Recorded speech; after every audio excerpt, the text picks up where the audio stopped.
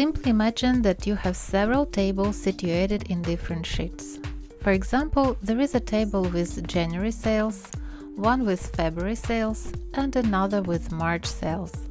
We need to combine all these three sheets into one very quickly. Moreover, we need to combine them in such a way that any changes made to any of these three tables are automatically reflected in our combined table. How do we do this? Stay with me and I will show you.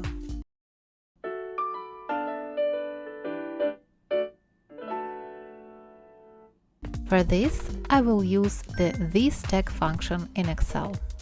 But before using this function, I need to give a name to each of my tables. First, I will select the table and give it a name. For the January table, Table 1, for the February table, Table 2, and for the March table, Table 3. Now, if I click on the first row of my combined table, I will type VSTACK and enter the name of my first table, Table 1. After that, I will add Table 2 and Table 3 accordingly.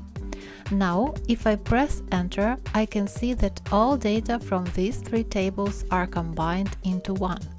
Perfect! Now, if I want to make any changes in any of my tables, I can see that these changes are reflected in the combined table. Perfect! Use it, have fun, take care, bye-bye!